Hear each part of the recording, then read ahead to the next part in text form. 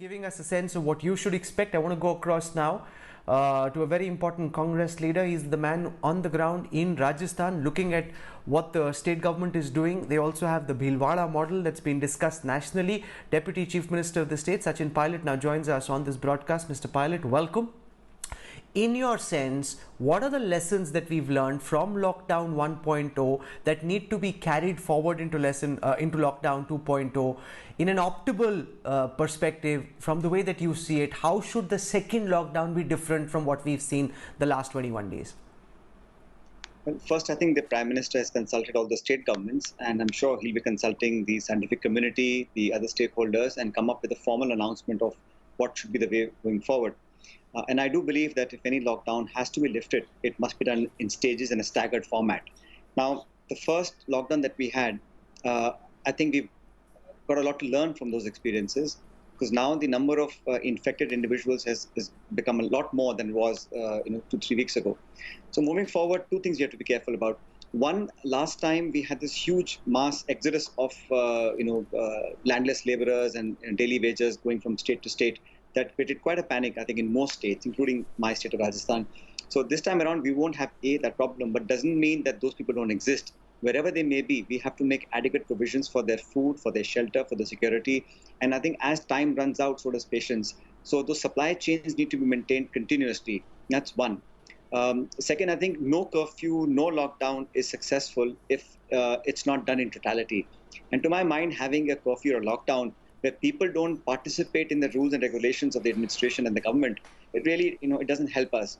So we have to really, be very, very strict about it. And if people use, influence or people they know and move around the city or towns, I think it defies the whole concept of having a lockdown. So moving forward, whatever the decision we come up with, it should be a collaborative decision. And once we decide to do something, it should really be followed diligently and with zero exceptions. Unless we do that, all of our efforts of the last 2-3 weeks will go to waste. I also want to welcome to this broadcast at this time the Chief Minister of Jharkhand, Hemant Soren. Welcome, Hemant ji. I just have one more question to Sachin before I start our conversation. Sachin, I want to understand from you, the focus this time seems to be Jaan bhi, Jahan bhi. The focus last time was Jaan hai to Jahan hai. There will be an attempt to revive economic activity. How do you think we can try and do both these things? Revive economic activity and yet at the same time ensure that lives are not lost and the contagion doesn't spread? I think nobody is in favor of no government wants to have a curfew or lockdown. It's not an either-or situation. After a point, we'll have to breathe life back into the economy. Don't forget, 83% of all of our labor is in the unorganized sector. And they're hand to mouth. They work every day to feed themselves and the family. So we'll have to at least open up some key core economic activities around the country, wherever we can, with full precautions being taken.